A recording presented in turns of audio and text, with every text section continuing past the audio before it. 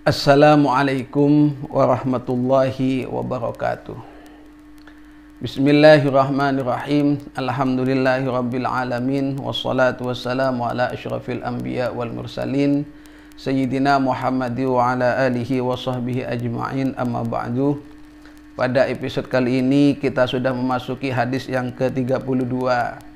Hadis yang diriwayatkan dari Abi Sa'id Al-Khudri radhiyallahu taala an. Beliau mempunyai nama lengkap Sa'ad bin Malik bin Sinan Al-Khudri. Beliau menyampaikan bahwa baginda Rasul Muhammad sallallahu alaihi wasallam bersabda, la dararah wa la dirarah. Janganlah kalian ini melakukan sesuatu yang membahayakan pada diri sendiri, wala dirarah, dan jangan melakukan sesuatu yang membahayakan pada orang lain. Hadisun hasanun, hadis ini merupakan hadis hasan yang diriwayatkan oleh Imam Ibnu Majah dan Imam Daruqutni, diriwayatkan juga oleh Imam Malik dalam kitab Muwatta'nya. Para pemirsa, para santri dan alumni yang berbahagia, sebuah hadis yang sangat singkat namun begitu padat. Dan hadis ini telah menjadi pedoman utama di dalam setiap menentukan segala sesuatu, baik itu yang bersifat ubudiyah, bersifat muamalah, ataupun yang lain. Karena di dalam hidup ini kita harus bisa mengambil manfaat sebanyak-banyaknya dan harus menghindari dari mudarat dengan sebanyak-banyaknya pula. Sehingga jelaslah apa yang disampaikan oleh baginda Nabi, la dararah. Janganlah kita melakukan sesuatu yang membahayakan pada diri kita sendiri.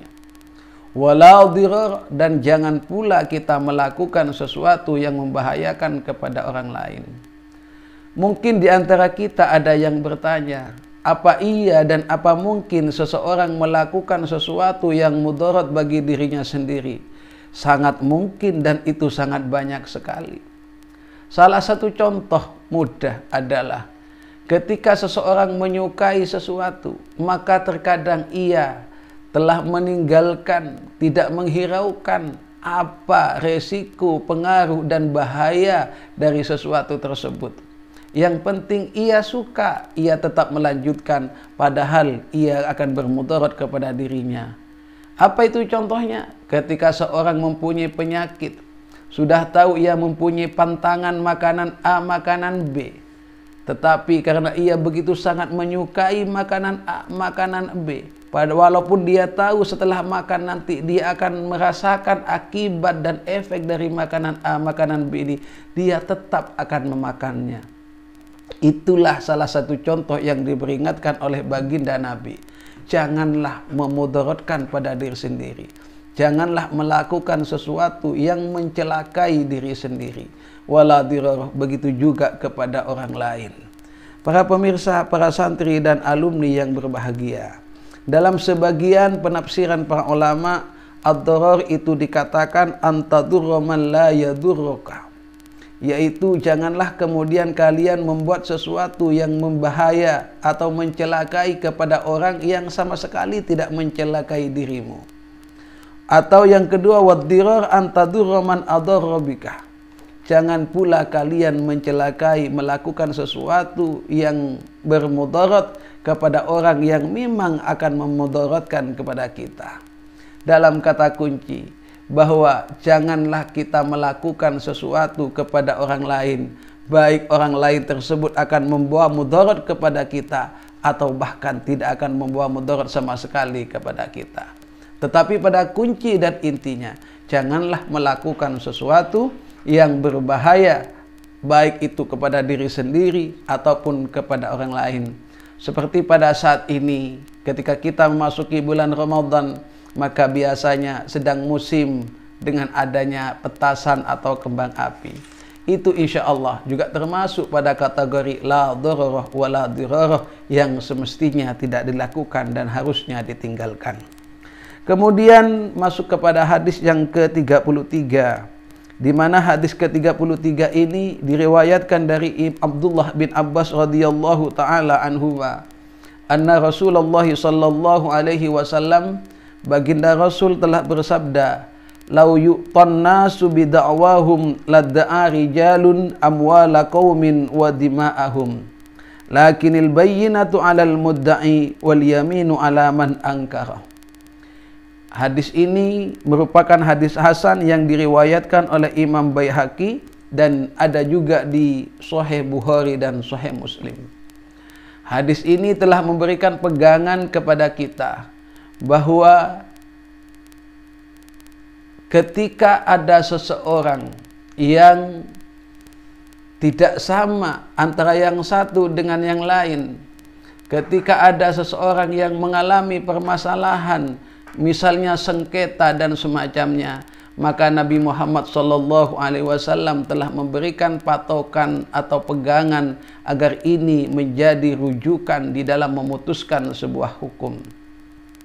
Disampaikan bahwa lau yu'tan nasu bidakwahum, andai saja manusia itu dikabulkan dengan pengakuannya, ladda'a rijalun amwala qaumin wa dima'ahum, maka akan banyak orang yang mengaku-ngaku bahwa ini adalah hartaku, ini adalah milikku, dan seterusnya dan seterusnya.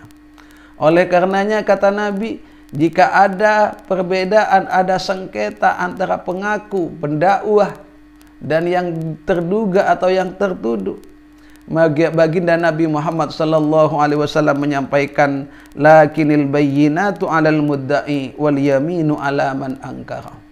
Jika terjadi perselisihan seperti yang telah disebutkan tadi, al-bayyinatu 'alal mudda'i, bahwa saksi atau bukti itu harus dihadirkan oleh al-mudda'i, yaitu orang yang mengaku. Wal yaminu 'ala man ankara, sementara orang yang memiliki, yang ingkar dan tidak mau mengakui tentang pengakuan seseorang, maka dia diwajibkan untuk al-yamin, untuk bersumpah.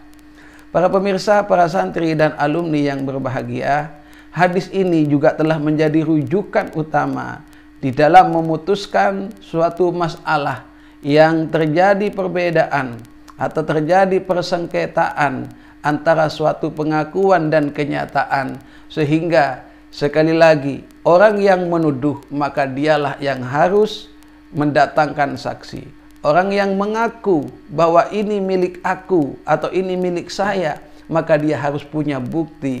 Sementara di sisi lain, orang yang ingkar, yang tidak mengakui pengakuan seseorang, maka dia diwajibkan al-yamin, dia harus bersumpah. Kalaupun misalnya sumpahnya ternyata bohong, maka tentu itu semua atas kehendak dari Allah Subhanahu wa taala, atas segala hukuman dan balasannya.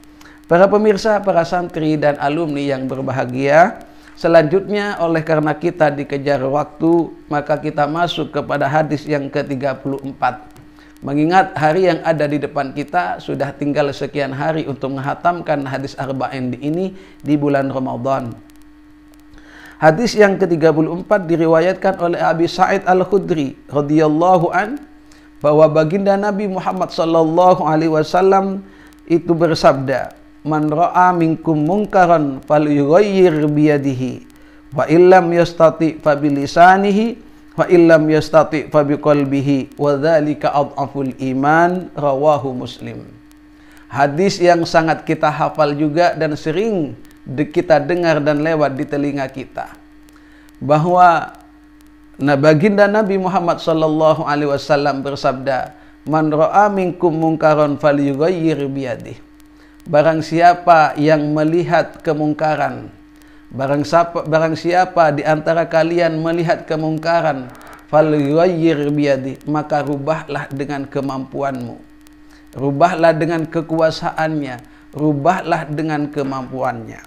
Fa illam yastati fa bilisani, ketika kalian tidak mampu, fa bilisani, maka rubahlah dengan lisannya. Dalam kata lain, dengan memberikan wejangan, dengan memberikan mau'idhah, dan memberikan penjelasan sekaligus hikmah. Fa illam yastati fa biqalbih, ketika kalian tidak mampu merubah kemungkaran tersebut, fabiqalbi, maka rubahlah dengan hati. Dalam kata lain, hati kita tetap mengingkari tentang adanya kemungkaran, sekaligus kita tetap berusaha dengan mendoakan agar kemungkaran ini senantiasa disirnakan oleh Allah Subhanahu wa taala. Wa dzalika adhaful iman, dan merubah kemungkaran dengan hati itu adalah adhaful iman, adalah selemah-lemahnya iman.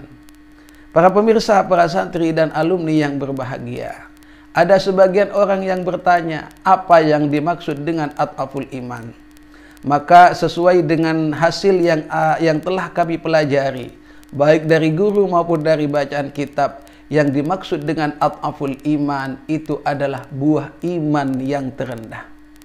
Karena para pemirsa, para santri dan alumni yang berbahagia, yang dimaksud dengan adhaful iman ini, ketika kita mempunyai rasa iman yang kuat, mempunyai rasa takwa kepada Allah Subhanahu wa taala, maka iman yang ada pada diri kita itu akan senantiasa berbuah. Dan di antara buah terbaiknya, buah terkuatnya adalah ketika kita mampu merubah kemungkaran dengan kekuatan yang kita miliki, dengan kekuasaan yang kita miliki. Buah keimanan dari diri kita itu kita juga bisa merubah dengan lisan kita. Dan tentu salah satu buah keimanan yang paling rendah atau paling lemah ketika kita masih bisa merubah kemungkaran hanya dengan hati kita. Para pemirsa, para santri dan alumni yang berbahagia, tentu begitu banyak penjelasan hadis tentang ini, namun tentu tidak kami singgung semua. Setidaknya kami telah mengambil sisi lain pemahaman dari para dai, para guru kita yang menjelaskan tentang man ra'a minkum munkaron falyughayyir biyadihi ini. Para pemirsa, para santri dan alumni yang berbahagia, demikian yang bisa saya sampaikan. Kurang lebihnya mohon maaf. Wassalamualaikum warahmatullahi wabarakatuh.